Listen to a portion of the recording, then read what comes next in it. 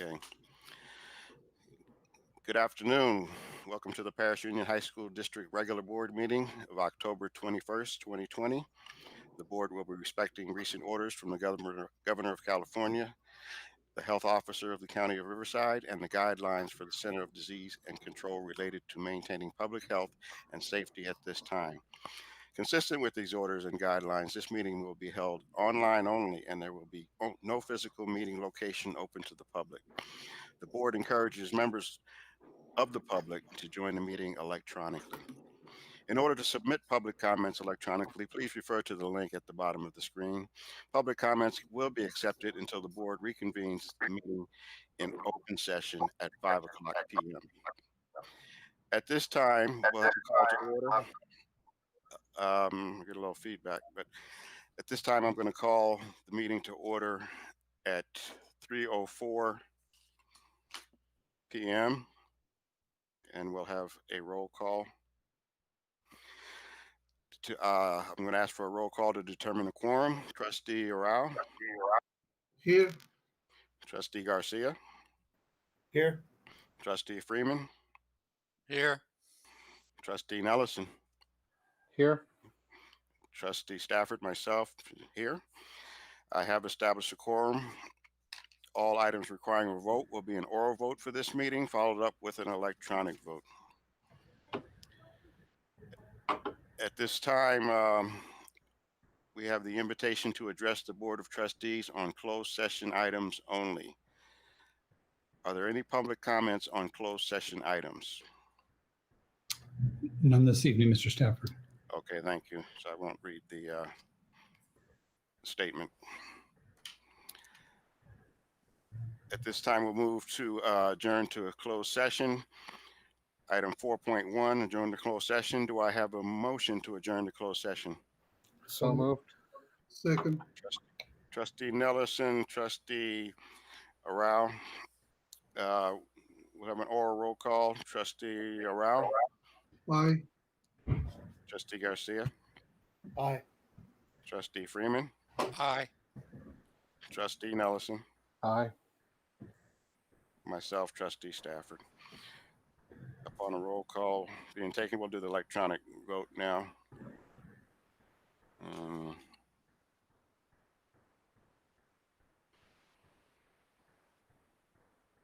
Waiting on one vote. The vote is 5-0 in favor. We are adjourning to closed session at 3:06 p.m.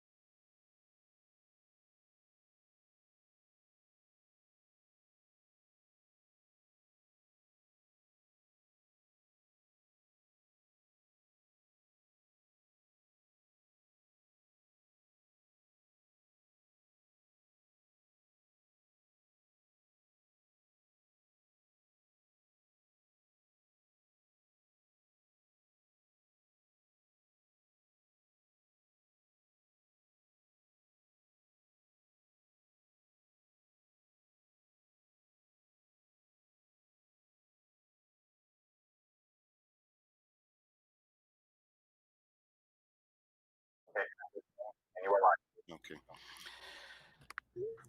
We are reconvening in public session. Uh, Item 5.1. Hello, everyone. Welcome to the regular board meeting of October 21st, 2020. The meeting is reconvening at 5:33 p.m. Please stand for the Pledge of Allegiance. Go this way. Ready? Begin. I pledge allegiance to the flag of the United States of America and to the republic for which it stands, one nation, under God, with liberty and justice for all.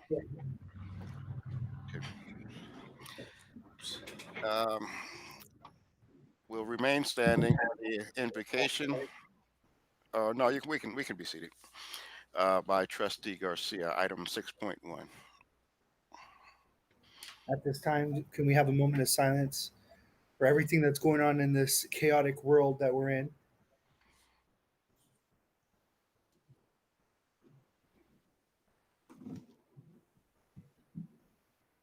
Thank you. Thank you, Trustee Garcia.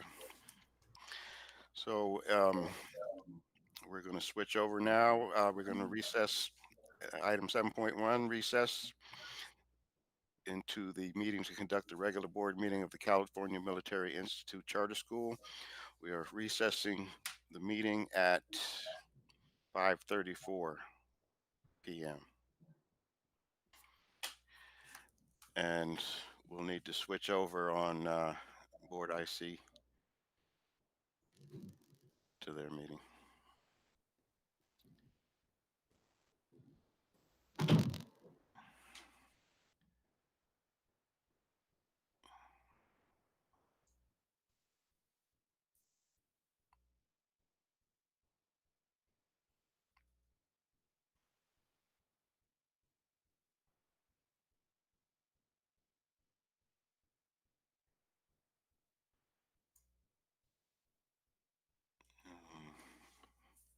Okay, I guess just one, yeah. Everyone can join the meeting if you're not already in.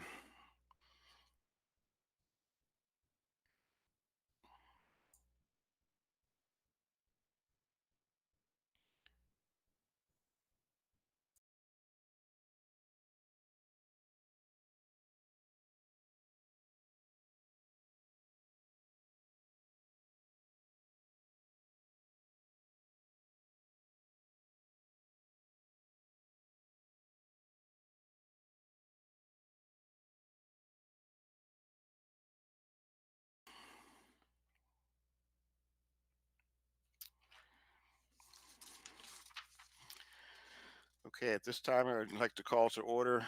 Does everyone hear me? Are we not muted? You're good, Tony. Okay. Call to order, item 2.1, call to order. At this time, I call the California Military Institute regular board meeting to order at 5:36 p.m.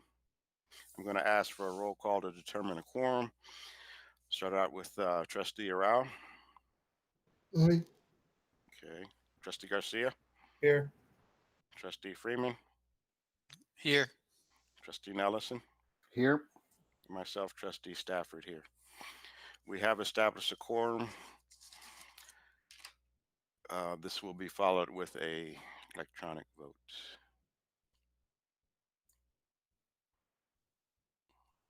And just waiting for it to come up. Mr. Stafford, we don't need a vote to establish a quorum.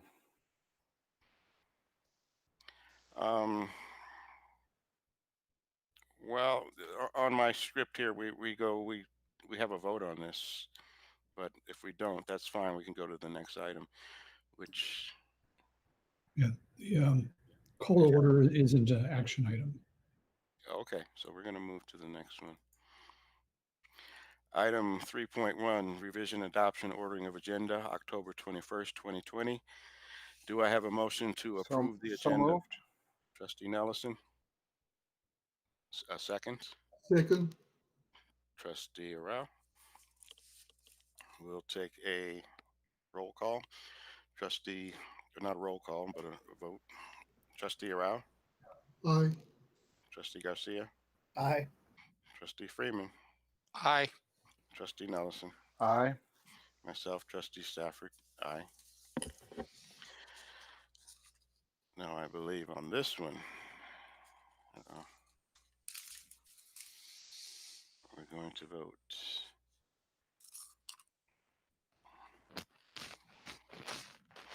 Item 3.1 passes 5-0.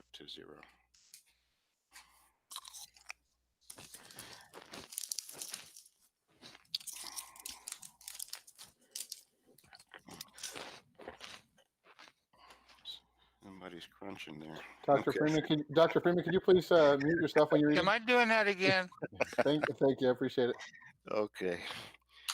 Oral reports I'm gonna hear about this. continued. We should be on item 4.1, CMITA President Mitchell Osborne.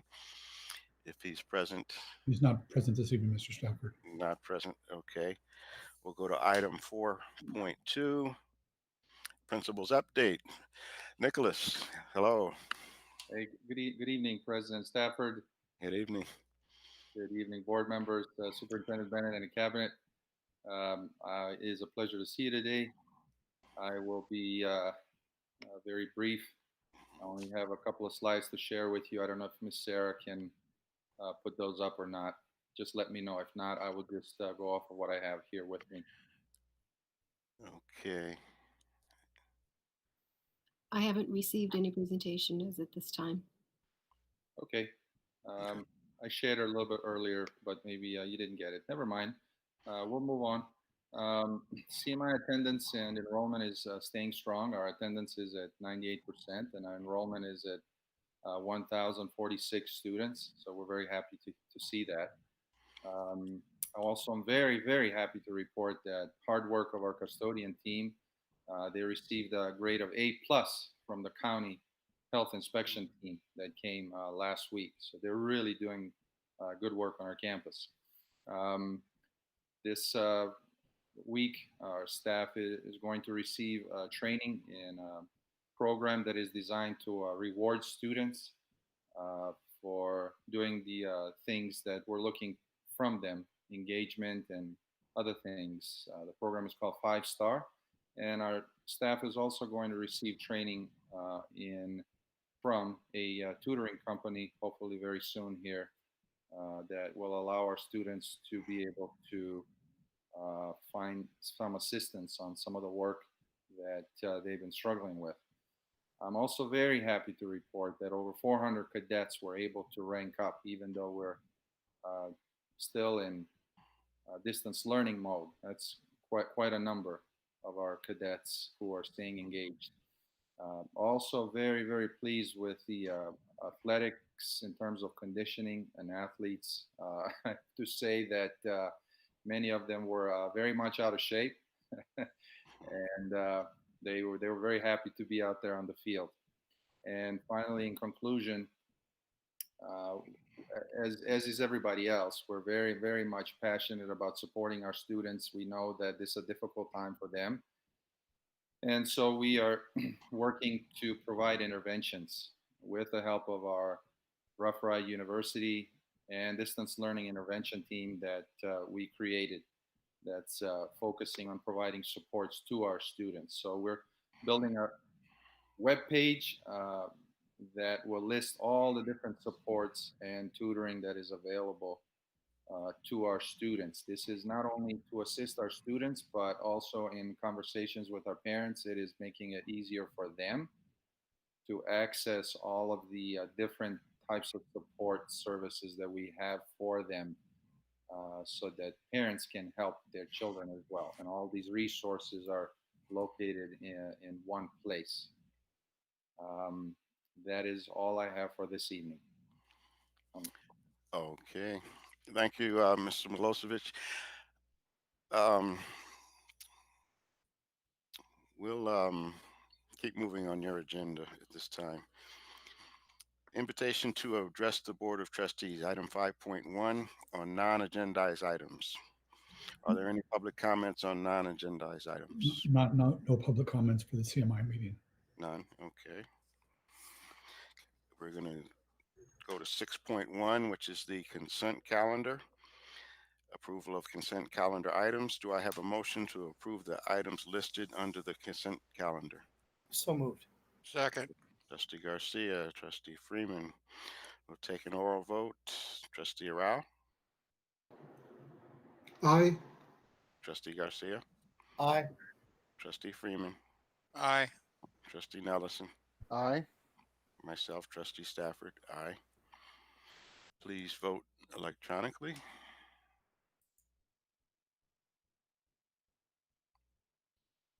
Item 6.1 passes 5-0. Okay. We'll move next to action item 7.1, certificated personnel action item. Do I have a motion? So moved. Second. Trustee Freeman, Trustee Garcia. We'll do an oral vote. Trustee Arau, Aye. Trustee Garcia, Aye. Trustee Freeman, Aye. and Trustee Nellison, Aye. myself, Trustee Stafford, aye. You can vote electronically now.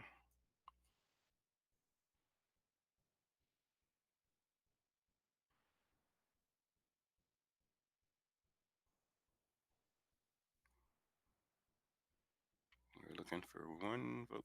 There we go. Item 7.1 passes 5-0. 7.2 personnel, classified personnel action items. Do I have a motion?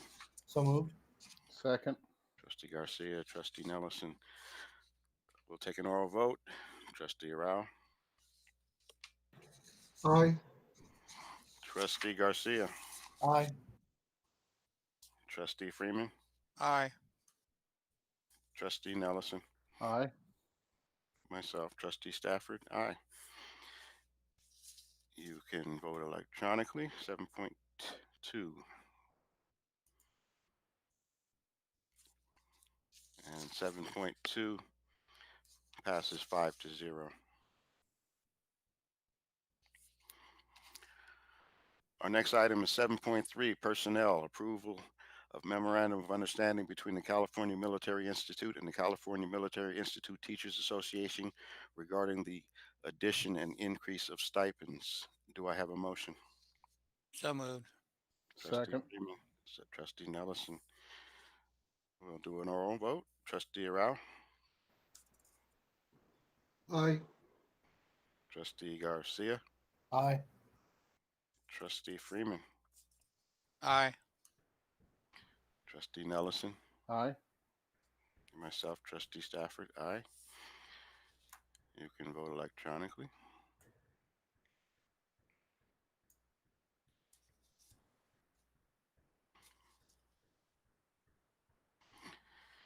And 7.3 personnel passes 5-0.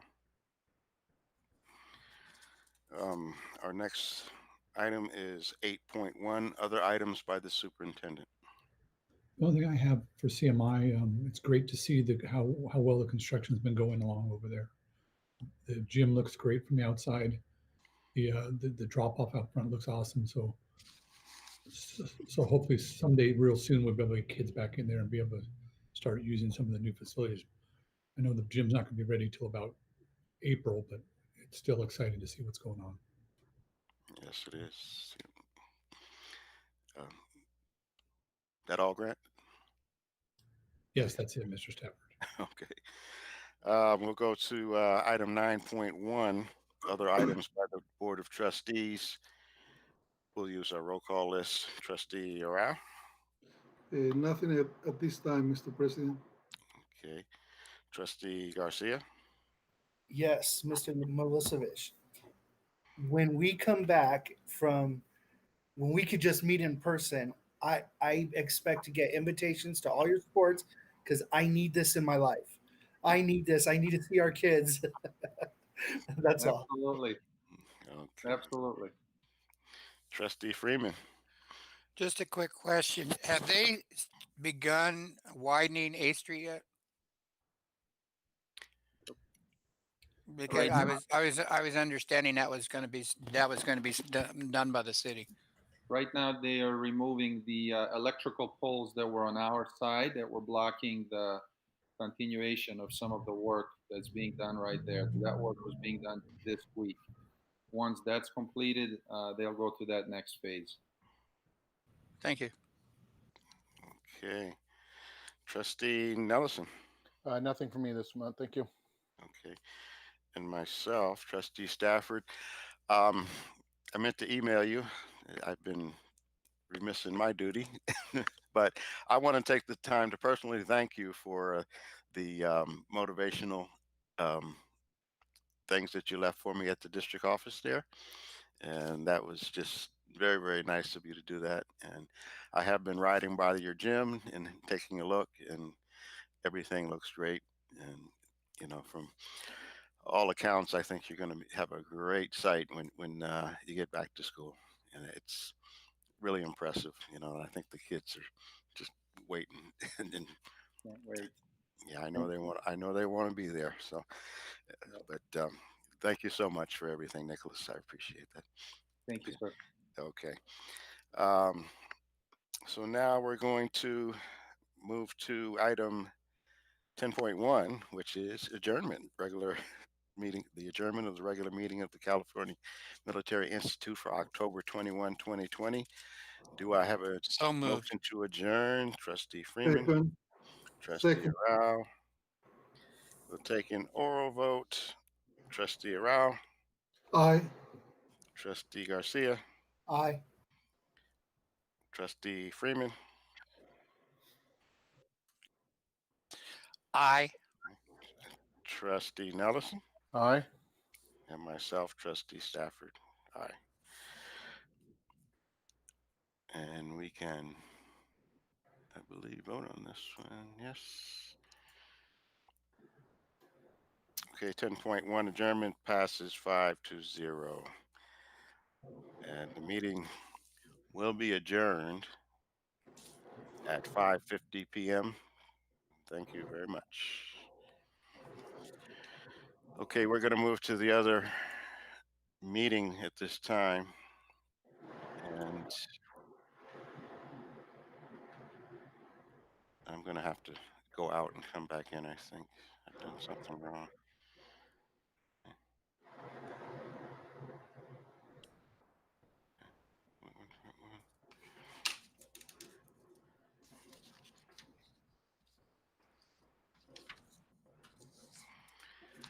Okay, we'll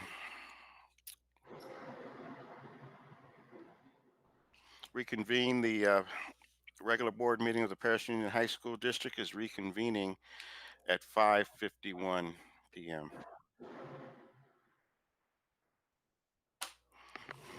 So we'll start with the revision, adoption, ordering of agenda, October 21st, 2020. Do I have a motion to approve the agenda? So moved. Second. Trustee Garcia, Trustee Nelson will take an oral vote. Trustee Rao, Aye. Trustee Garcia, Aye. Trustee Freeman, Aye. Trustee Nelson, Aye. myself, Trustee Stafford, aye. We can vote electronically. Oh, make sure everybody's joined. Zach. Okay, there we go.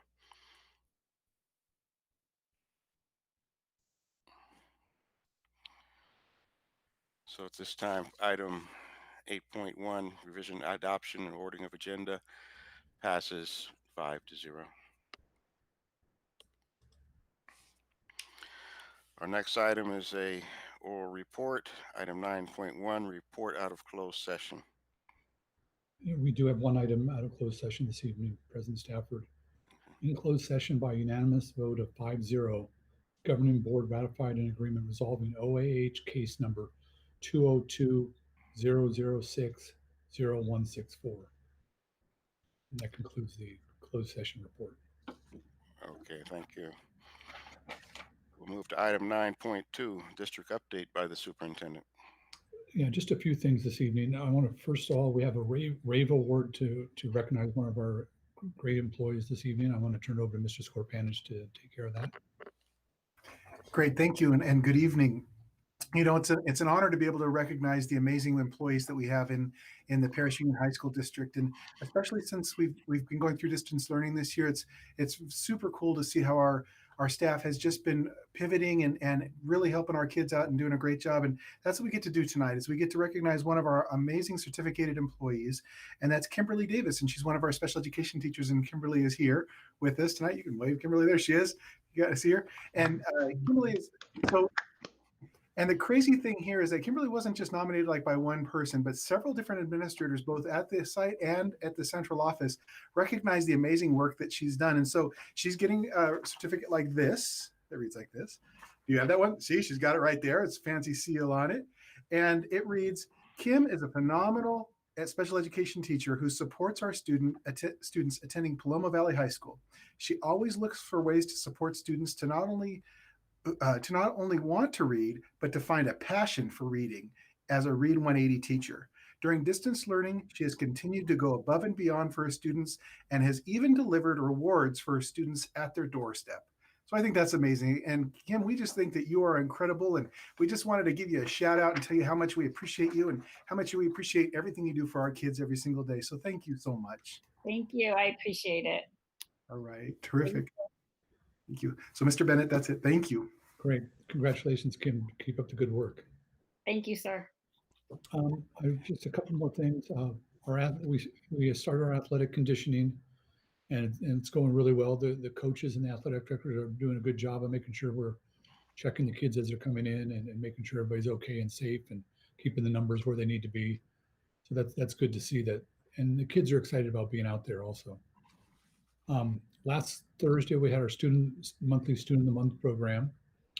And if you get a chance, they're doing them virtually right now, so you can see it online. But the stories that these students have, it's just incredible. What some of them have persevered through, what some of the challenges they faced, and how they got to be where they're at now, being one of the 4 students of the month for our district. It's just a great event, and it tugs at your heartstrings every month. On Monday, this coming Monday, 10/26. Hector Gonzalez will be recognized by the Association of California School Administrators at Region 19 as the Classified Administrator of the Year. That it really took place last year, but we're having the ceremony on Monday, our virtual ceremony. What's really great about it is Hector was also selected to be the AXA State Classified Administrator of the Year. So that's huge coming out of our district. So we're really proud of Hector and what he does for our district. On November 7th, we're doing another year of our Ed Camp Perris. It'll be a little different this year. It'll be a virtual Ed Camp. So, but with the same ideas, it's an unconference where they'll set up the agenda by what people want to see and what they want to learn. So it'll be a great event, and we'll get, if board members are interested in signing up for it, we'll be having things emailed out to you. It's a Saturday, goes from about 8:30 to about 1 o'clock, I think, usually. But it's a great event. I know we've had some board members go previously when it was live, but this year you can do it from your comfort of your own home. This coming Saturday, October 24th, there's a drive-through celebration for Dr. Judy White, the Riverside County Superintendent, who's retiring at the end of the month. And it's from 10 to 12 at the Moreno Valley District Office. So if you know Dr. White and you want to recognize her, between 10 and 12, you drive through the kind of like our drive-through graduations. It'll be drive-through celebration for Dr. White, and she's done wonderful work for us in the county for years in Moreno Valley, and now as our county superintendent. So, you know, it's a great lady, and we're going to miss her. We have Dr. Edwin Gomez is taking over for her, and I'm sure he's going to have some big shoes to fill, but he'll do a wonderful job also. And that would conclude my report for tonight, Mr. Stafford. Okay, thank you, Mr. Bennett. We'll move now to item 9.3, PSE President Jason Miller. Is he with us or have a presentation today? He does have a presentation, and I'll cue it up right now. Okay.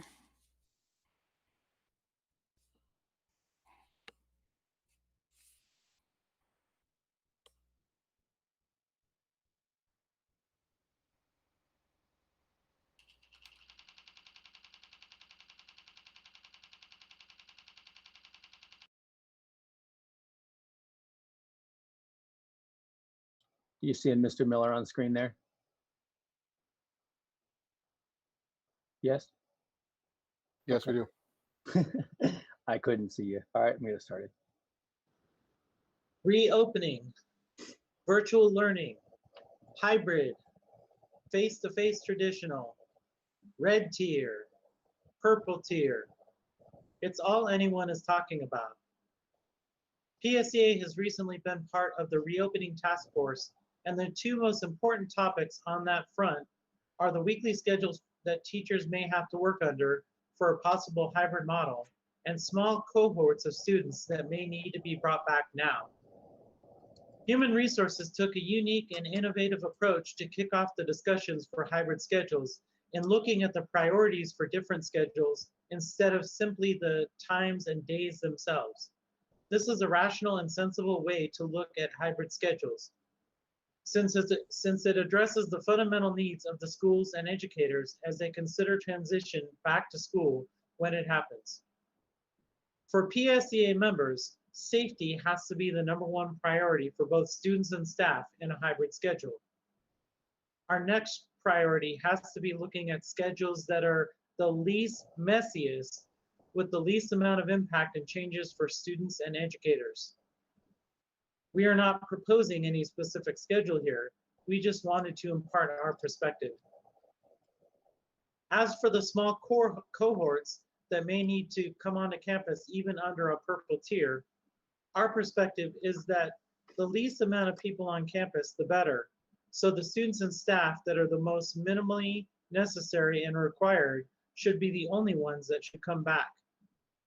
That is the whole point of closure, to make sure people are not around people for exposure. I know this is a sad idea because, let's face it, people need people, but unfortunately, it is where society and schools are at right now. We do understand that the county has moved into the purple tier, and that may delay reopening. However, we are glad that the cabinet has begun these talks early in anticipation and preparation of reopening at some point down the road. PSEA wants to reopen, but not until it is safe to do so. And right now, the county and our members have said it is not safe to do so. On a completely different note, I wanted to congratulate the newest member of the PSEA Executive Board, Melinda McCulloch, our new PSEA treasurer. She was recently elected to a position that has been vacant for about 4 months now. Thank you for this time to speak.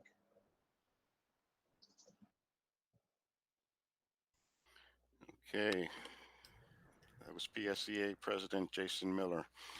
We'll move to item 9.4, CSEA President Josh Rushing. Do we have Josh with us tonight? Josh is online, so Josh, it's all yours. Thank you. Thank you, President Stafford, board members, Superintendent Bennett, Cabinet. This is now my 22nd time addressing you. It's been an interesting start to school. I'm going to do the first time ever. I'm going to mimic what Jason said. We understand kids need to come back in cohorts. We understand, we have to do certain things, but we need to do it safely. And the whole idea that at least we've gone into it with is the least amount of people on a site, the better. It just decreases the odds of anything, especially now that we're back in purple. But again, we fully understand like there are things that we're going to have to do. I would like to give a shout out to HR. They're always willing to solve problems very quickly. There has been the general consensus of the classified unit is I feel like people are just kind of going stir crazy. They're kind of, I've seen a couple, we have our CRC councils, which you may or may not remember, our classified relationship councils, which is like a problem solving at the site level to address any and all concerns. And a few of the sites have had them this month. And I've noticed like morale is a big talking point. And I know at one site in particular, Kirk actually serves for the district and he helped address that concern at that site. So like I said, it's a never ending struggle to make sure people are happy in the work they're doing and safe. And I'm glad that anything that comes up that affects the classified work is readily talked about. I also like to thank the district for including us in the task force with the other bargaining units. I've actually sat in on Candace's. That was the facilities and operations one. I probably abbreviated that. And then I sit on the MTSS slash. I forgot the slash. Anyway, but we're getting good work done. It's important work that make sure that we're addressing any and all concerns from as many vantage points as possible. Which is, again, I think actually Mr. Bennett said it in the first meeting. That's the entire purpose, is to address everything from different perspectives. So, with that, thank you for this time again, and I will see you guys on next month. Thank you, Josh. That was very good to hear from you. We'll go to item 9.5, comments by the Board of Trustees. And I'll go down our regular list here. We'll start with Trustee Arau. Nothing at this time, Mr. President. Okay. Thank you. Thank you, Trustee Arau. Trustee Garcia. None at this time, thank you. Trustee Freeman. Nothing here. Okay, thank you. Trustee Nellison. Nothing at this time, thank you. Okay. And myself, Trustee Stafford. I just had one comment on mental health. I see now it's being nationally recognized, and I want to thank our district cabinet and everyone in the district participating in at least spotting the problems and knowing that there is a problem. If anything you can do to help and steer people to resources that are there for them. So it's a big problem. I know I've been talking about it every meeting, but it's there, and I just want you to focus on that. Okay. We'll move to our next item. This is 10.1, invitation to address the Board of Trustees on non-agendized items. Are there any public comments on non-agendized items? We do have one, Mr. Stafford, so you'll need to. Okay. I don't believe you need to read in your comment, because if we just have the one, Joe's going to read it in, so be okay. So it won't exceed the 3 minutes. timings. Okay, so we don't need to read that. Joe, if you're ready, we can There's go. one public comment for non-agendized items, and that is, thank you for allowing distance learning. We have lost enough people in our lives, and there is offered peace of mind to know that I can keep my family safer than at school right now until this COVID is over and under control. That concludes the submitted public comments. Okay, thank you, Joe. Mr. Williams. We'll move next to the consent calendar. Item 11.1, consent calendar, approval of consent calendar items. Do I have a motion to approve the items listed So on moved. the consent calendar? Okay. I have Trustee Nellison and Trustee Arau, sounds to me. We'll take an oral vote. Trustee Arau? Aye. Trustee Garcia? Aye. Trustee Freeman? Aye. Trustee Nellison? Aye. Myself, Trustee Stafford, aye. You can vote electronically now.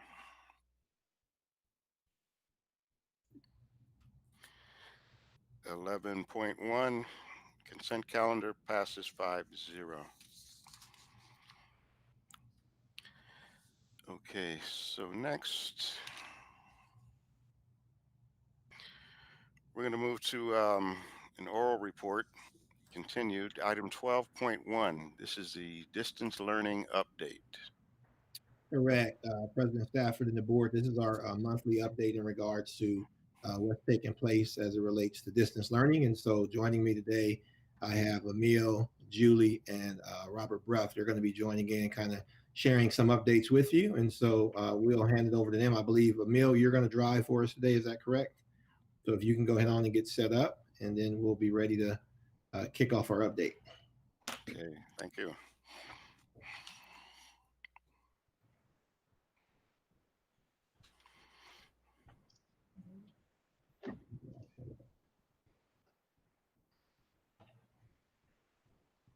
Okay, sounds Okay, good. great. Okay, sounds good. I think today we were going to start off and just kind of give you some updates in regards to professional development. But then there's a lot of work we've been sharing with you with the interns. I know President Stafford, you just mentioned mental health. And so there's some work we've been doing behind the scenes to ensure all sites have interns working with students as well. So I believe we're going to start with Julie and then we'll go through from there.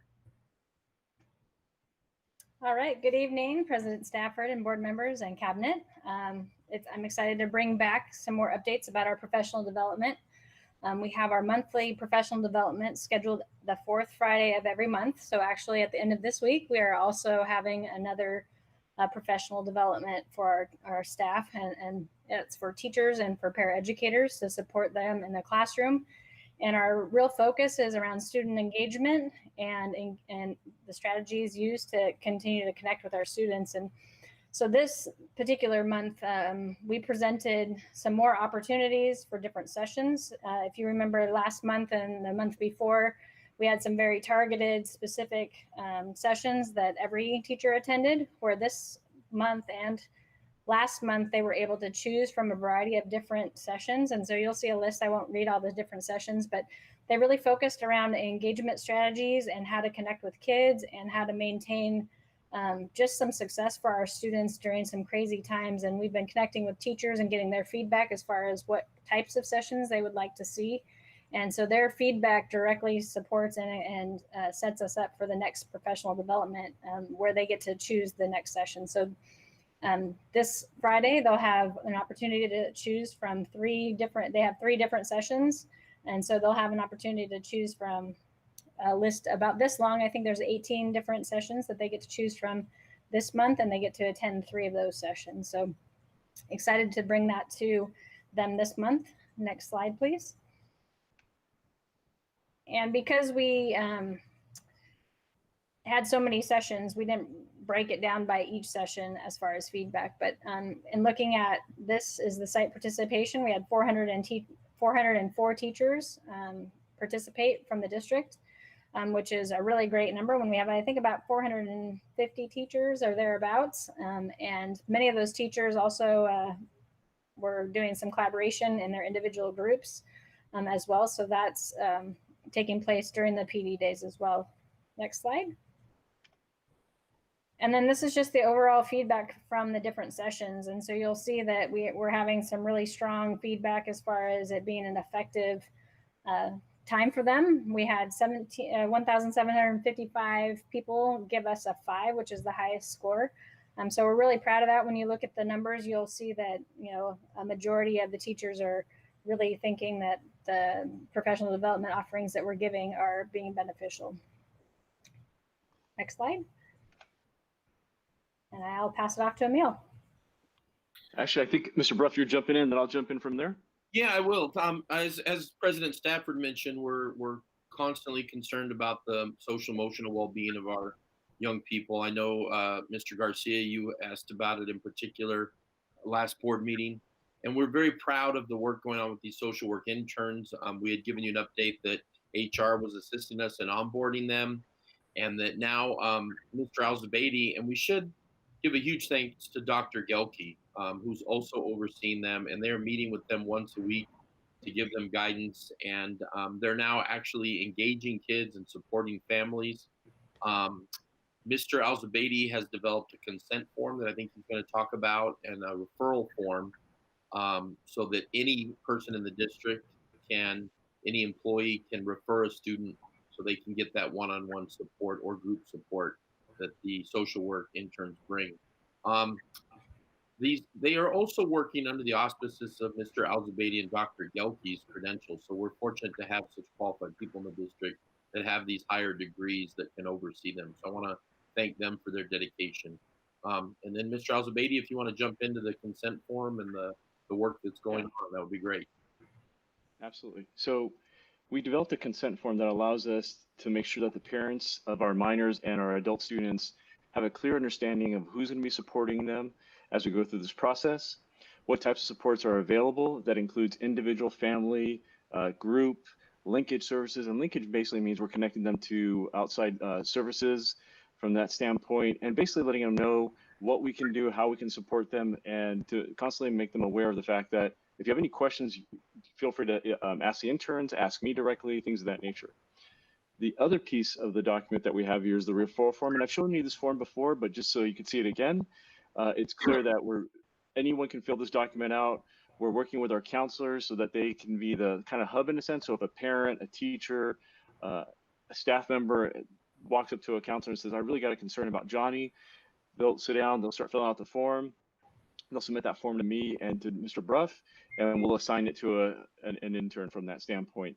And the turnaround time for that is typically about just a day or so. So that way I get it, send it off, and our interns are connected with our students.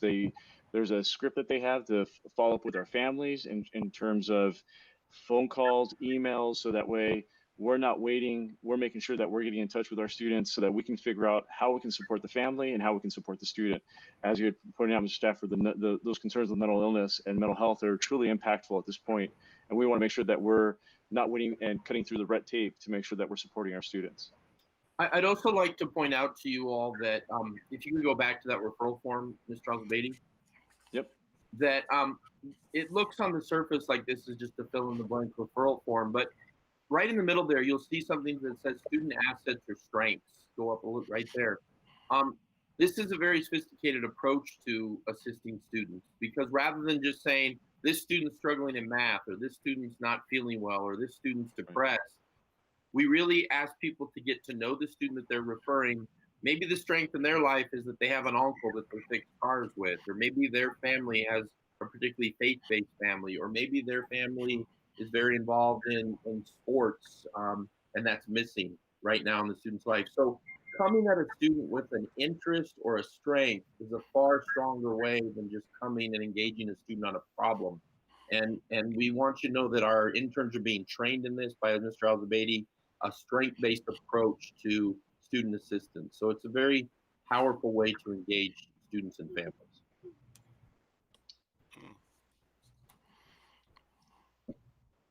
All right, next slide. Mr. Ruff, do you want to introduce this and we'll jump in? Yeah, in particular, we spent some time last month training staff in how to respond to students that might be having notions of self-harm, but we wanted to do some further suicide prevention. And the ERMS team came together and has put together a very powerful lesson that teachers are going to be delivering to students over the next week or so, depending on each site's how they choose to roll it out. But again, we tapped into their expertise, and I think Mr. Al-Zubaidi is going to take you through the aspects of this suicide prevention module. Right, so I won't go through every detail of it for the sake of time, but I will share this with you. There's actually five aspects of this presentation that we cover. Warning signs of someone that may be in need of help. It's okay to ask questions, setting the tone, what is my next step, and managing your own mental health needs. And the slides are actually, we've got about 7 slides. And in those slides, they break down not to be afraid to ask those questions and to simply put it out there that if you see something, if you hear something, to make sure you tell someone. So that way we're on the front line, we're there to support that student, to make sure that we get that student through that crisis, and then get them the follow-up support through the ERMS team or through our interns, depending on where they're at in terms of their support services. We also have a group of counselors that are working and have just finished a presentation on anxiety for our students and how to cope with anxiety, especially in this COVID moment. And we can bring you that in subsequent meetings. We just want you to know we're continuously developing and rolling out social emotional lessons and support for our students. And this will continue to be a priority. And just to point out the fact that this is across lines, whether it be special education, general education, we're about the student. And so a huge thank you to Dr. Gilkey and the ERMS team. A huge thank you to Mr. Bruff and Art to follow up with us as well, and making sure that we're bringing this material for our students and making sure our students are getting the assistance that they need. That's it for us. Should I move on, Bob? Yes, I thought you said boss. I thought you were talking about Dr. Newman. No, sorry. Yeah, go ahead. That's it. Okay. Do we have any questions? Okay. Trustee Garcia, I'm sorry, Dr. Rao. Yeah. Thank you, President Stafford. First of all, I just want to say thank you to Mr. Al-Zubaidi and Mr. Roth for the presentation and for providing the services to our students to be ready, right, to address some of the needs that they have definitely during this challenging and unprecedented time. My question is, do have we been successful, or at least maybe that's not the right word. Have we been providing services to students? Have we been receiving those requests? And an average about how many, just kind of numbers, because it's my understanding it's kind of difficult for our staff members, for our teachers, especially, and this is across the county maybe, and I don't know if about the state, right? But in normal situations, you are able to interact with the students in the classroom and see some signs, some manifestations of depression and things like that. Unfortunately, through distance learning, that is not that easy. Right? Mostly, since our students, their cameras are off, right? They a lot of them they don't feel comfortable speaking and sharing through the Zoom or the Google Meet or the platform that we are using. If we've been receiving requests from counseling, from teachers, and from parents also, are the parents, have they been notified that we have these services available? And are those forms in English and Spanish so the parents can fill them out if they see that my son, I really don't know how I can help them here at home, and somebody help me? It's a broad question. The referral forms are not given to parents. The referral forms come from employees at this point. And we do ask employees to get to know the student and kind of do some of that research on what the student is struggling with. It's happening in a variety of ways. It's hard to explain that in a one sentence response. So many of our people are reaching out in extra ways. I know Mr. Alfred went and did a home visit, a young lady that was just struggling, just about knocking on the door and saying, please come back to school. What time are you going to be there Monday? And she finally committed, I'll be in at 10. Well, she came in. We now have a social worker who's following up with that young lady once a week, and she's getting very personalized service. So in these times of hardship, it's really coming down to every employee just going that extra mile to find inventive ways to reach out. So you know the caliber of people we have in our district and how much they care. Yes. And that's happening, in every site, in every way possible.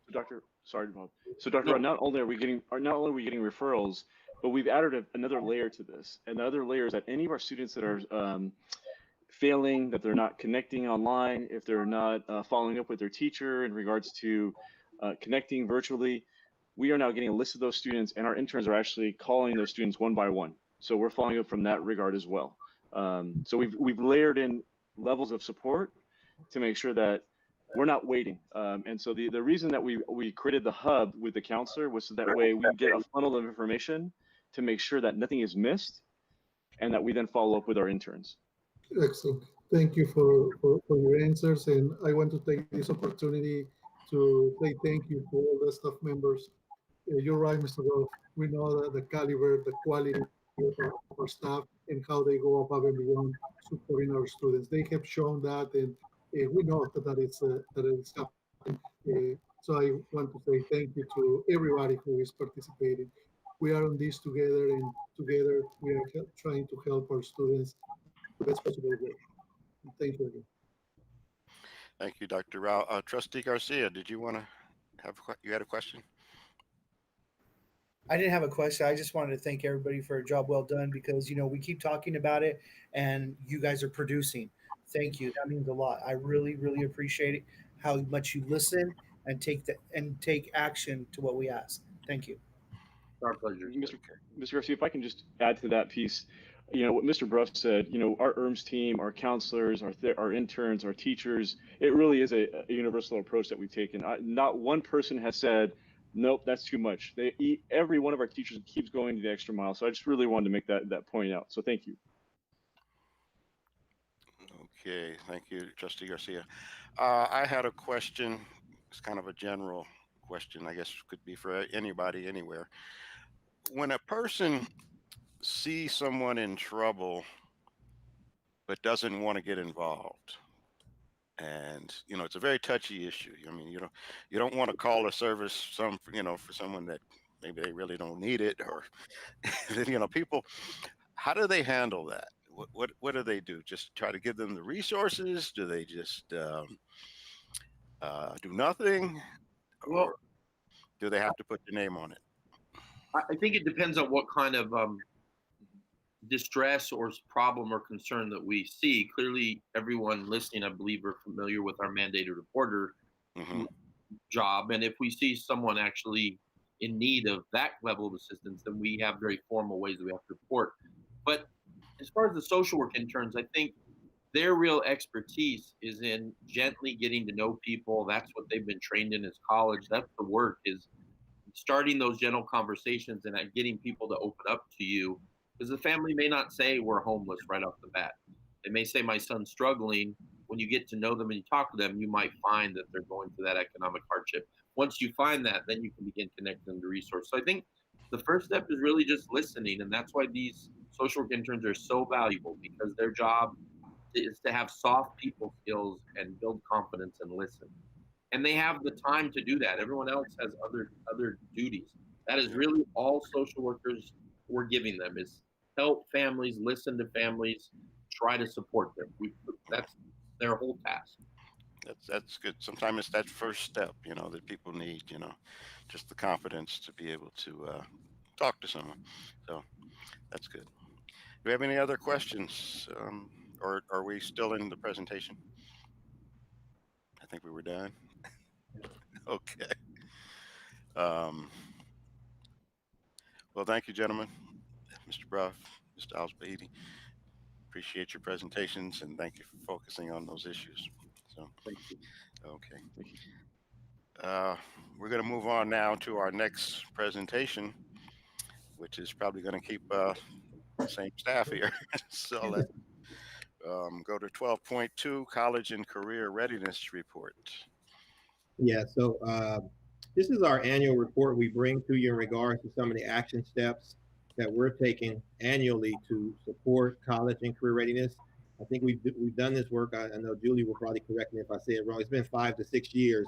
We do our kickoff to college event, and embedded in there is this work around college and career readiness. And so we wanted to bring that report to you in regard to our results, that despite the fact that right now we're on distance learning and we're in crisis, we still need to focus on the future in regards to kids just achieving college and career readiness. And so we wanted to, there was a lot of conversation this year about possibly passing this event up, but I think Julie is she's kind of waving the flag and pushing forward and worked with our counselors, and they did some great work putting together a great event. So she wanted to share some results with you in terms of the work that we accomplished. So I'll hand it over to Julie at this time. All right, thank you, Dr. Newman. And yes, this is our sixth year with the Kickoff to College event. Definitely looks much different than we're used to during this time when we're having this presentation. Generally, I'm talking to you about the Kickoff to College as well as our college fair, but definitely different circumstances right now that we're in. But I think our focus is still on making sure that we're providing as much as we can to our students to ensure that they're getting access to college and career readiness information. And so again, it's just really tying back to our LCAP goals and making sure that we're not losing sight of those things in the midst of these things to support our students. We have lots of students that are still talking about the process to go to college and the things that they need to do, and we want to be there to support them through that process. And so this looks a little bit different this year because it was done virtually. It wasn't done in a face-to-face setting, but we're still focused on a lot of the same types of activities, and that's really increasing the awareness about college, improving students' preparation as they start to look towards college. And that means we're starting with our 5th graders at CMI, and we're going all the way up to our 12th graders at the comprehensive high schools. We want them exploring colleges and careers at an early age so that as they go through high school, they have a good idea of what they want to look towards when they go to college. We want to provide those supports for our kids as they fill out college applications as well as financial aid applications. And we want to make sure that we're educating them about the tools that are available to them. And so the process this year, as far as what the Kickoff to College event looked like, is I just want to really recognize our counselors in the district. They did some amazing work. When we started talking about the kickoff to college, it was kind of daunting because we're typically in front of kids and we have activities planned that are planned specifically for those face-to-face interactions. And we came together and had some conversations, and the counseling team just really focused on, we have to do this for our kids. We have to support them in these processes, and we want to make sure that we create a system that really helps that. And what we've learned from this whole process is there's some things that we're going to, regardless of if we're face-to-face or in a virtual setting, that we'll maintain some of the processes that we created, because we feel like there's ongoing access to resources that they weren't necessarily able to have before when it was a one-day presentation. Now they have access to everything kind of at their fingertips. So the way that the event looked this year is our counseling team put together a Canvas page. So much like some of the students' classes on a Canvas page, there was a Canvas page put together with all of the grade level activities, very specific to each grade level. And you'll see just kind of an example up here on the screen. When you look at where it says PUHSD KOTC Canvas page, that is an active link. I just wanted to make sure that you guys know that you can access this Canvas page if you want to explore the activities.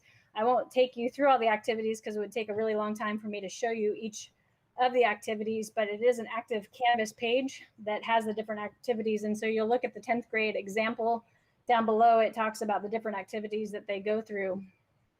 And I'll talk a little bit about each activity, but it was really focused on using the Canvas page to help them navigate, as well as live counselor support. So our counselors were available for support during this kickoff to college event and a live Google Meet. So you had our counselors broken down in teams by grade level, and they were available to the students to come in and out of Google Meets for that ongoing support. So if you look at the participation chart, you'll see definitely the high school grades where we have more students. Obviously, there's more students that participated, but when you look at overall, we have a lot of our 10th, 11th, and 12th graders participating. They took advantage of the opportunity to have access to the resources. For our 5th through 8th grade students, they focused on college exploration activities, career exploration activities. They did a budget activity, so they actually had to figure out what kind of job they wanted to have and what kind of salary they would need to have a certain type of house, drive a certain type of car, what type of leisure activities they wanted to do. And the examples you see on the screen are just parts of the presentations that the kids put together. So the kids not only participated in the activities, but they actually submitted their work for the activities that they participated in during the kickoff to college event. So you'll see that I like it when the kids talk about what their learning is and they understand the process, and now they have a better understanding. And we like it when they're able to explain that too. Then we know that they're really understanding the purpose behind the activities. For our 9th graders, they also focused on college exploration activities, career exploration, just reviewing the A to G requirements, making sure that they understand what the expectation is for a 4-year college. Talked a little bit about the college application process, and then talked about financial literacy. This is something that we're talking about, but at a very young age, because we want them to be prepared for what that looks like when they start applying for the FAFSA or the DREAM Act as they go into their senior year.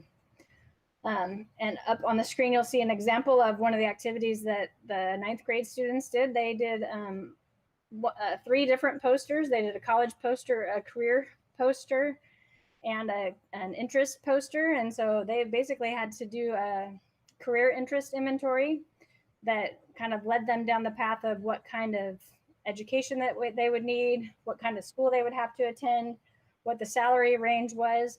And they also did a financial literacy budget activity similar to what the younger kids did, just a little bit more advanced so that they understand the needs of their salary as they decide to go off into the real world.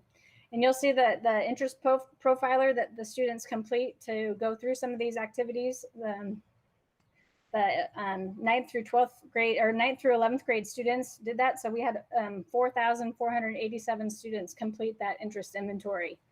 So that's really incredible that many students took the time to do the activity and to really start diving into and exploring what those college and career activities look like. For our 10th and 11th graders, we focused on some of the similar activities, but we also added some different layers for the 10th and 11th graders. We included some job skills, so they did some activities with resume writing, interview skills. They actually had some practice job applications that they filled out, as well as military exploration.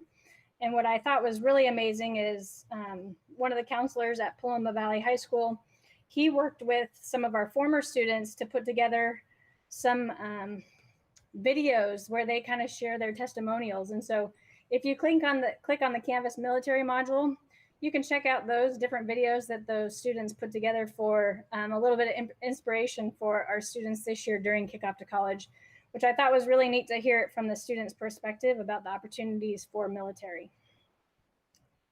And then for our seniors, we really focused on college applications as well as the FAFSA and the DREAM Act applications. What I wanted to show was the comparison from last year to this year. And I'm really proud of the work that our counseling team did in regards to what you see as far as the data from the applications for the day of the event.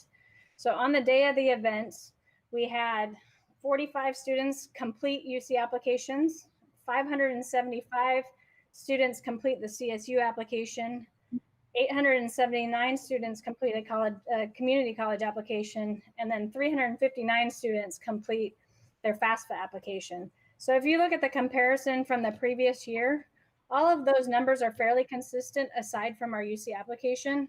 And I attribute that a lot to the fact that the UC application is just a lot more detailed and requires a little bit more time for our students.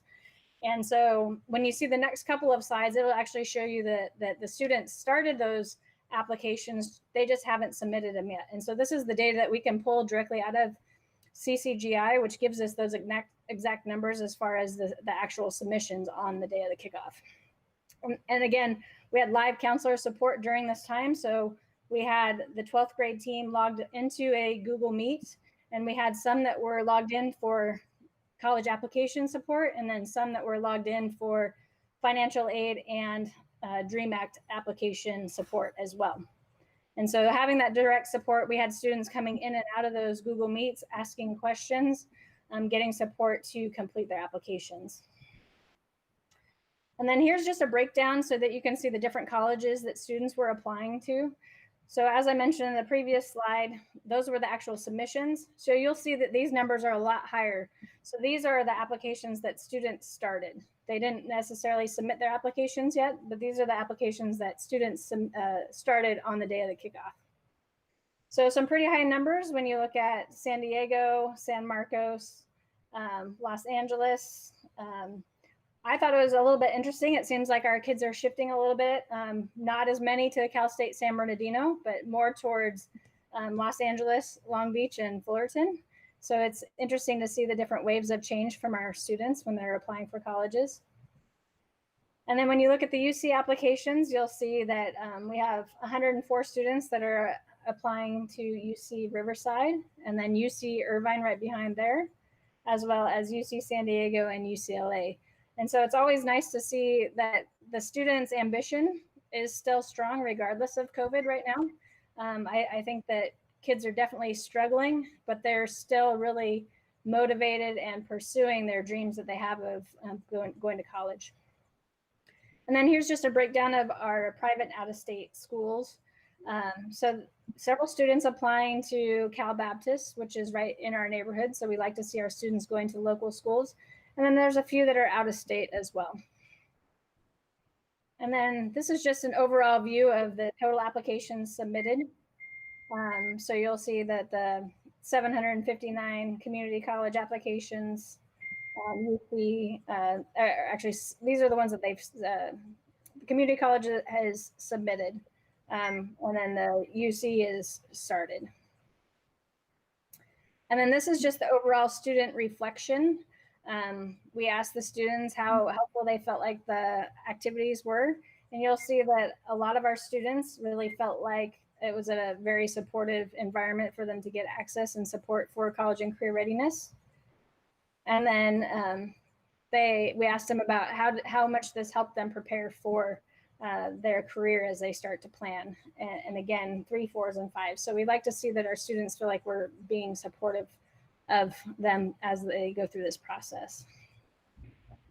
And then I'm not going to spend too much time. I just want to give you a quick little glance at what the Canvas page looks like, so you know what our students kind of went through when they were going through the process on the day of the kickoff.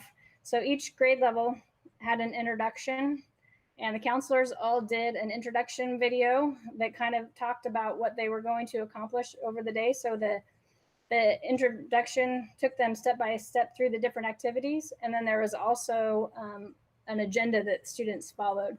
So each grade level, you look at it the same way and it followed the same sequence. We really felt like creating a structure for the students to follow was going to be extremely important, and providing very detailed instructions for the students, since they weren't faced in front of our staff to help support them. I think some of my favorite comments after the fact, I've had a couple different subject area council meetings in the last week, and a lot of the teachers are sharing that students came back and started having conversations about the activities and started talking about their careers, and it gave teachers opportunities to have conversations about college with their students in the midst of all this. And so I really like the fact that we're still continuing to focus on providing opportunities for support for our students as they pursue their dreams for college. Is there any questions that I can answer for you? Do we have any questions today? Well, okay. Well, I'm glad to see that there's still access to the information, and they usually have these big events at the schools, and everyone wears their college materials and the banners, and it's good to see that they can stay connected. Yeah, no, for sure. I definitely missed all the pictures and stuff and seeing that. Yeah. But it's so fun to be able to connect and get the feedback and the comments from the teachers and the students. Yeah, so that's even to keep the kids involved that are still in the middle of this process. Tony, and I have something to say. I'm sorry, David, I didn't see you. That's not a problem. I just wanted to say, having a daughter who's in 9th grade, having to go through this whole process, it was a little new to her, especially. We've talked about college before, but to have the 3D virtual tours was pretty cool. But she did get a little stressed out because some of those schools had not updated their virtual tours, and she she was required to go through some schools that didn't even have virtual tours, so it was freaking her out a little bit. But I just had to let her know that it was it's all just to get more familiar with the fact that college is out there and what college campus looks like, even if it's virtual right now. And it got her more excited for post high school education, which is very cool. So no, I appreciate hearing that. Good. Okay, thank you, Julie. We'll do we have any more to that, or I think we're done there. We'll move to our next item, written reports, 13.1, general functions, Williams Settlement Quarterly Uniform Complaint Report for July through September 20th. I don't think that there's anything. This is not an oral report, so this is an information item. Next, we'll go to action items. 14.1 personnel, certificated personnel action items. Do I have a motion? So moved. Trustee Garcia. Second. Trustee Nelson. Grant, I have a question. I don't know if I missed or did something wrong, but when I went to look at this, I didn't see any attachment at that time. Was there something there that I should have seen?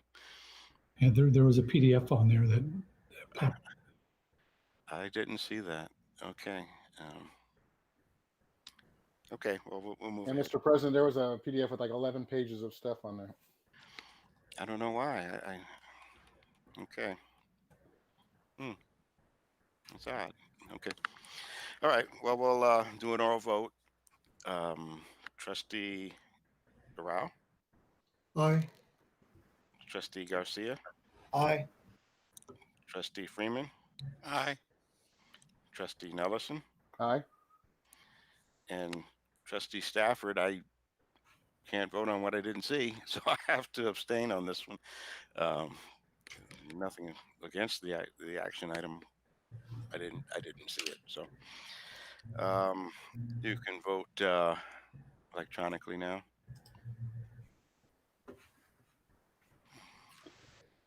Item 14.1 personnel passes 4 in favor. You know what? I clicked yes, and well, I guess I'm just a yes. Passes 5-0. I meant to abstain. Okay, we'll move to the next one. 14.2 classified personnel action items. Do I have a motion? So moved. Trustee Second. Garcia, Trustee Freeman.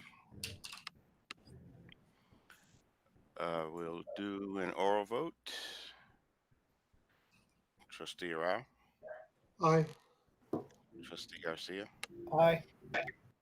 Trustee Freeman, Aye. Trustee Nellison, Aye. and myself. I will have to abstain on this one also. Trustee Stafford abstained. Okay, item 14.2 passes 4 in favor with 1 abstention. Okay. 14.3, maybe I skipped to You this. have to, I don't think we did the electronic vote yet. Did we not have it? 14 point. We've moved up to 14.3. Maybe I missed it. Hannah, did we do the electronic vote? I believe we did, Grant. Okay. I'm sorry. Oh, that's okay. It's okay.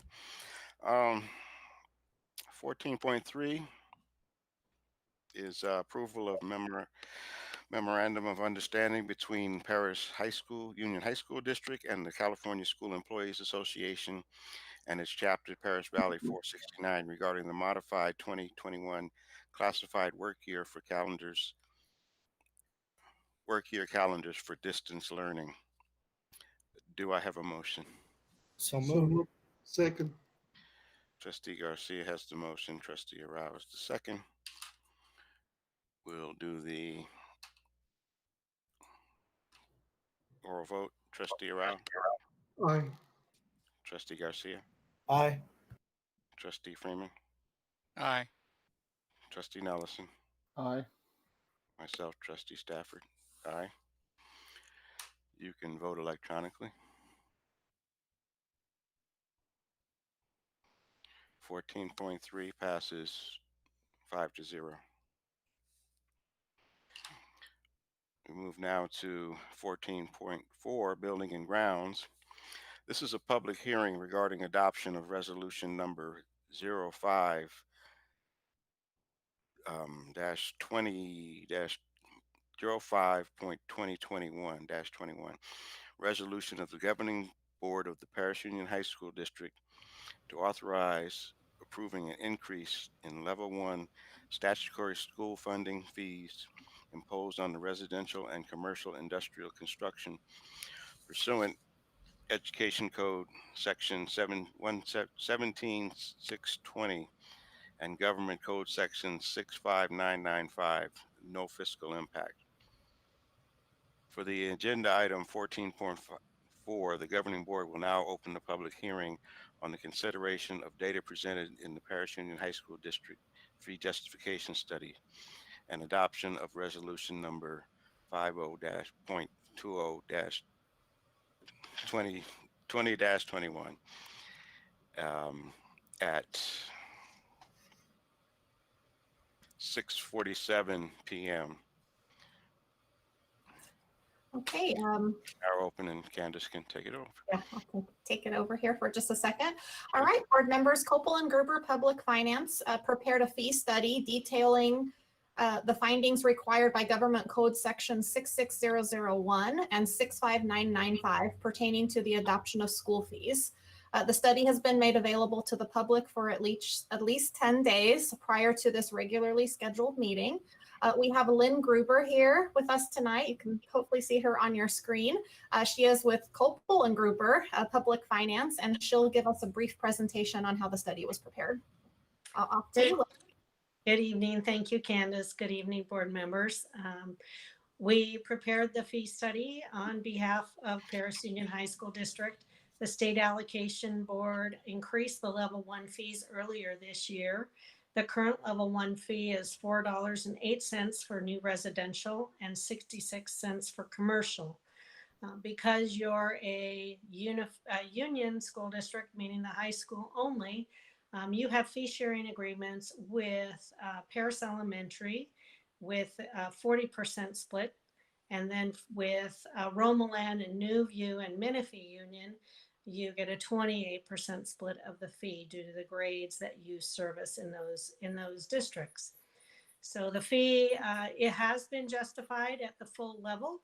You will be receiving $1.63 for new construction of residential in the Perris Elementary area and 26 cents per square foot of commercial, and $1.14 for new residential in the other districts, and about 18 cents a square foot for commercial. And with that, I'm here if you have any questions or if there's any comments. Thank you.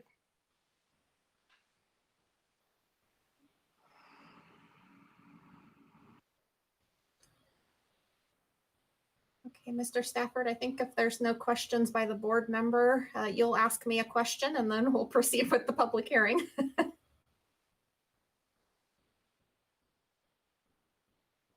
Tony, I think you're muted. I'm sorry. Has the district received any public comments on the fee study? And if so, have such comments been forwarded to and considered by all board members present at this included in the agenda's materials for this meeting? We did not receive any public comments, Mr. Stafford. Okay, none. Mr. Bennett, you're up. Well, Candace, I guess that's okay. I took his line. Yeah. Okay, so we don't need to read the statement. If there are no written public comments, I will now declare the public hearing regarding the consideration of the data presented in the Perris Union High School District School Fee Justification Study and adoption of resolution number 0520-21 closed at 6:51 p.m. Okay, we are closed. No. Okay. So we move to the resolution part. Do I have a motion to adopt the resolution 0520-21 resolution of the governing board of the Perris Union High School District approving an increase in level 1 statutory school facility fees imposed on residential and commercial industrial construction pursuant to the Education Code 17620 and Government Code Section 65995. Do I have a motion? Trustee Freeman. Second. Second. Trustee Rao. We can orally vote now. Trustee Rao. Aye. Trustee Garcia. Aye. Trustee Freeman. Aye. Trustee Nellison. Aye. And myself, Trustee Stafford, aye. You can vote electronically.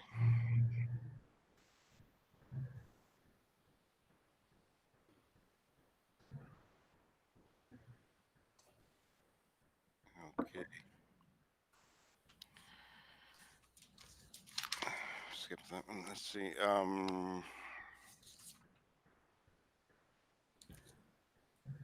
Item 14.4 is passed 5-0. But let's see. Okay, we'll move to the next item.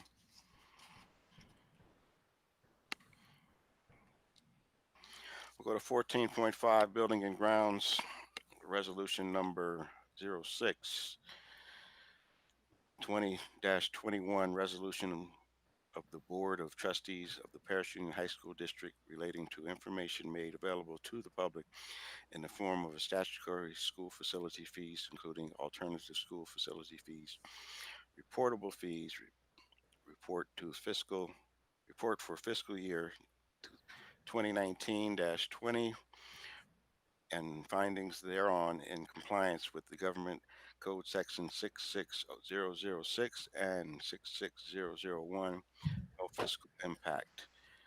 Do I have a motion? So moved. Trustee Arau? Second.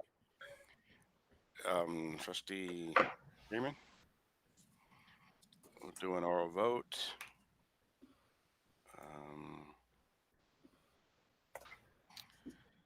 Trustee Arau? Aye.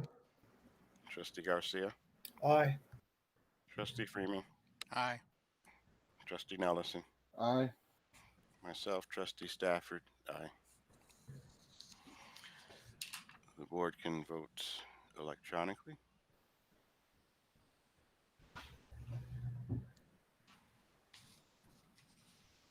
$14.5, Building and Grounds, passes 5-0. 14.6, Building and Grounds, Increment 3, Guaranteed Maximum Price for Leaseback Construction at Perris High School, and authorize execution of Addendum C to Exhibit A to the facilities lease. Something's in parentheses here. Okay. This is funded through various facilities funds at a total cost not to exceed $58,893,269.17, not the general fund. Did I read that correctly, Grant? Yes, you got it, Mr. Stafford. Perfect. Okay. It's a big number there. Just want to And make a sure. lot of commas in there. Yeah. Okay. Do I have a motion? So moved. Second. Trustee Garcia and Trustee Nelson. And we'll go with an oral vote. Trustee Arau? Aye. Trustee Garcia? Aye. Trustee Freeman? Aye. Trustee Nelson? Aye. Myself, Trustee Stafford, aye. You can vote electronically now.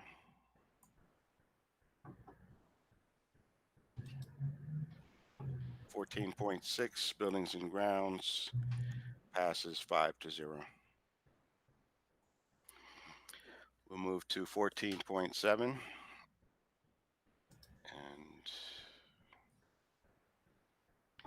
this is resolution number 04, 20-21, resolution authorizing and improving the borrowing funds for the fiscal year of 2020-21, the issuance of and sale of a 2021 tax and revenue anticipation note therefore, and participation in the Riverside County Office of Education pooled cross fiscal year 20-21 tax and revenue anticipation notes program, funded through the general fund in an estimated cost not to exceed $75,000. Do I have a motion? So moved. Second. Trustee Nelson, Trustee Freeman. We'll do an oral vote. Trustee Arau. Aye. Trustee Garcia. Aye. Trustee Freeman. Aye. Trustee Nelson. Aye. Myself, Trustee Stafford. Aye. You can vote electronically now.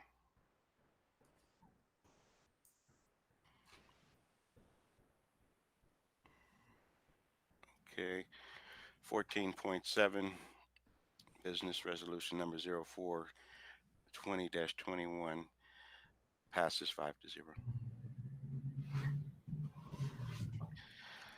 Our next item is an information item, 15.1, curriculum, middle school history/social science textbook adoption, funded through the Federal CARES Act Learning Loss Mitigation Fund in the amount of $231,760, not the general fund.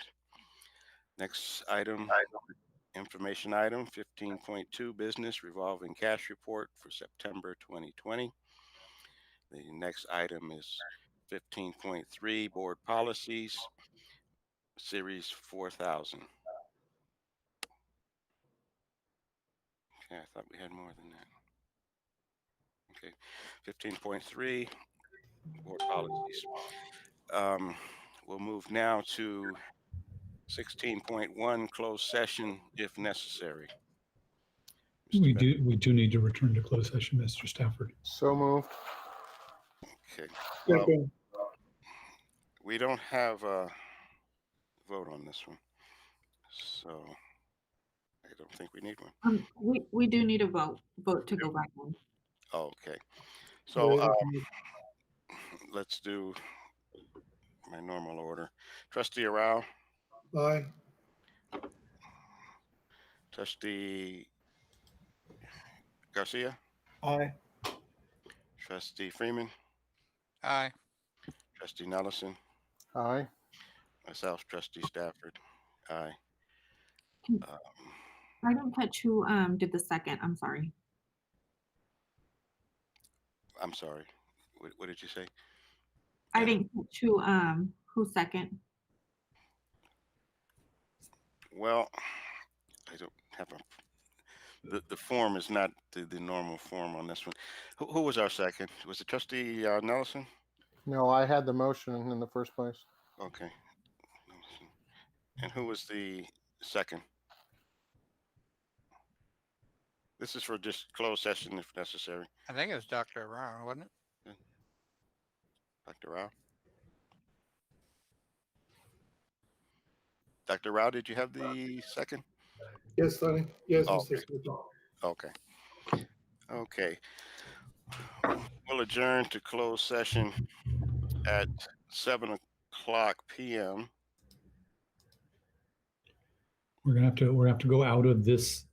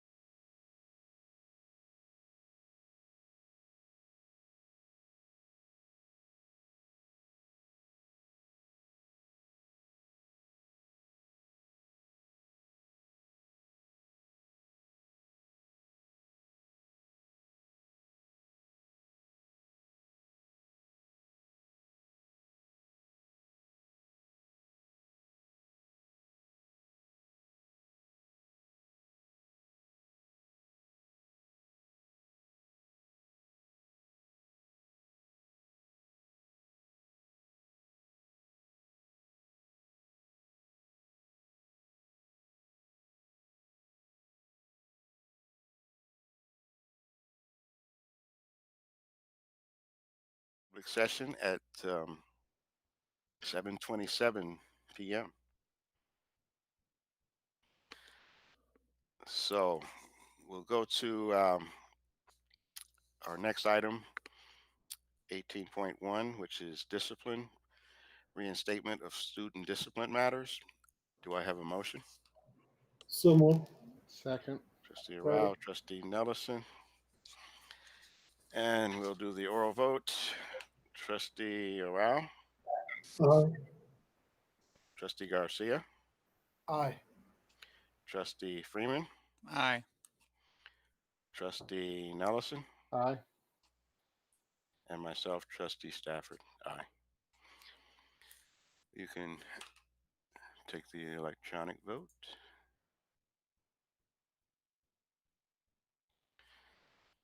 18.1 passes 5-0. Our next item, 19.1, is other items by the superintendent. I just, at this time, with what we're doing in education, I want to thank both of our bargaining units, PSCA and CSCA, for working so collaboratively with us as we try to move forward to, at some time or another, bring kids back on campus. I see out in the news and on the radio, they're talking about districts that they're having huge battles with their bargaining units. But I think we may not always agree, but I think we've been able to work together to come to common ground. And I hope, and I really believe that is going to continue on as we move forward and through this COVID crisis and other issues that we have to deal with. That's all I'd like to say for this evening. Okay, thank you, Mr. Bennett. Our next item is 20.1, other items by the Board of Trustees. We'll go down our normal voting list. So we'll start with Trustee Rao. Thank you, President Stafford. I want to take the opportunity to say thank you to Mr. Bennett and the cabinet members for all the effort during this school year in distance learning, supporting the students, specifically to the counseling department in the district, putting together the kickoff to college. I know that there is a lot of work, and they did a wonderful job. Our students have those different opportunities to see and be motivated. And even though we are facing this challenge, we are continue to replicate what we are doing during the regular year. So thank you for doing that. I just want to also make a recommendation. As always, we are trying to identify our weaknesses and our strengths and then determine what we can do about it, right? I know that there is some anecdotal data in terms of the number of F's and D's that our students are getting in their classes. And this is not only, might not be only in Perris Junior High School in our district. I know that there is throughout different districts that we are seeing that, right? That reflects the different challenges that our students are facing. I would like to move from the anecdotal data to real data. And if we can have that information by the next meeting, as well as what are we doing about it? How are we trying to address those situations, this situation, if that is the case, right? Because how I'm telling you is about identifying the challenges and seeing what we can do, about it. So I think that would be something important to look into that. In the same respect, right? If we thought, or if we can think about next month, or maybe in December, looking into, are we going to consider again having the state graduation standards during this year? We considered that last year, right? We approved a waiver from our high school graduation requirements to go with the state requirements. Something to start thinking about it, because if we are going to do that, there are going to be some implications in terms of master schedule for the second semester, right? And so we can focus on supporting the students who are at risk or who might be at risk of not graduating during the second semester. So those are the comments that I have for today. Thank you. Okay. Thank you, Trustee Rao. Next is Trustee Garcia. Yes, thank you, Mr. President. I want to thank everybody, Mr. Bennett, Cabinet, all of our leaders, our staff, our teachers, our classified, um, everybody who's involved with helping our kids and their futures. You know, we're still in tough times. You know, this is just crazy how we keep bouncing back and forth. But I want to thank you for all your hard work and not giving up on the kids. You know, we have to lead by example by not giving up and keep pushing through. And I think you're doing a fantastic job, every one of you. And without every one of you, we couldn't be where we're at right now. And Candace, I want to thank you too, because in these times, I know our budget is literally jumping around because we're finding expenses that we can't even think of, and they boom out of nowhere. So thank you for keeping us, taking care of us, and holding the district in its place. Thank you, and thank you everybody else and board members. You guys keep up the good work too. That's all. Thank you, Edward. Next is Trustee Freeman. Thank you. I have nothing at this time. Okay, thank you, Randy. Trustee Nellison. Yes, thank you, Mr. President. I want to start off by saying thank you to everybody who's been keeping the district in such a good position right now.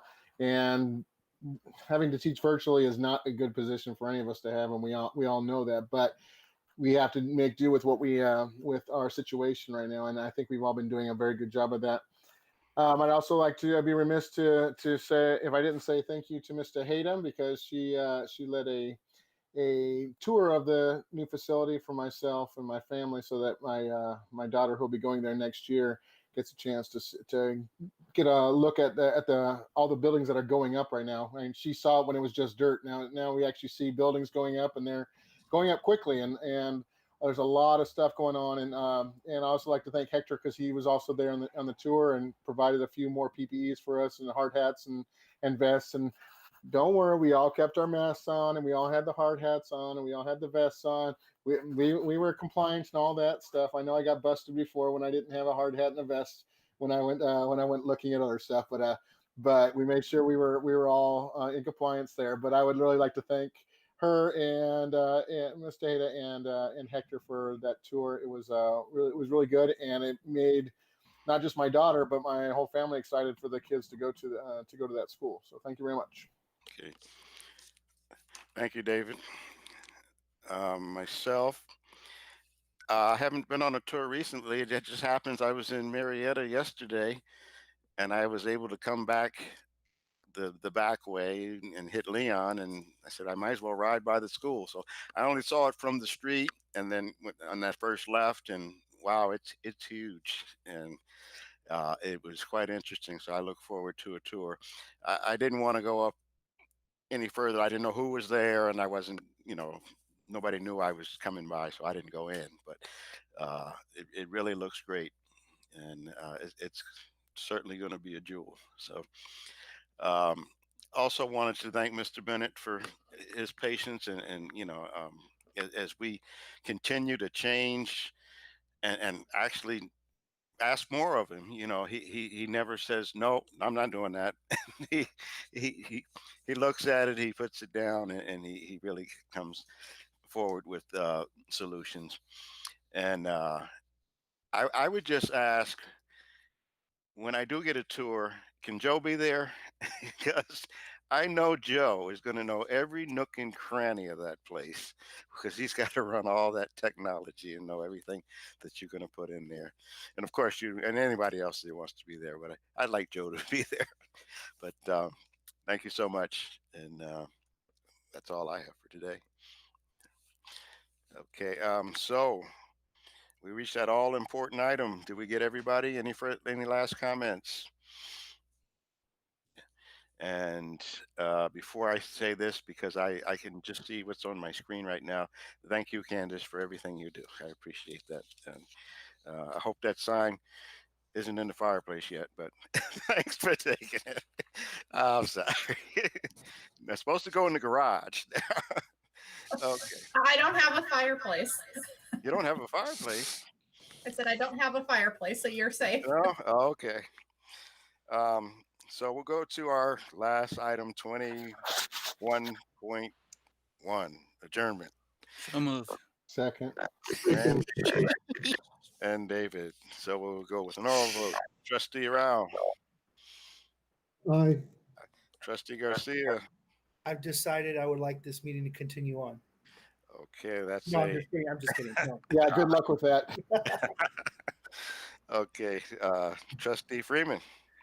I think I'm going to shoot somebody, Edward. You No, can't- okay. You can't say that, Ray. Oh, I'm sorry. He knows what I mean. I know, but okay. Trustee, let's try that again. Trustee Freeman. You said aye? Aye. Okay. Trustee Nelson. Well, regardless of Mr. Garcia's want to stay here longer, it only takes 3 votes to get out of here, and I say aye. Okay. And myself, Trustee Stafford, aye. So the oral vote is waiting for our electronic vote. Let's see how fast we can do that. Oh, there it is. 21.1 has passed 5-0. The meeting is now adjourned at 7:38 p.m.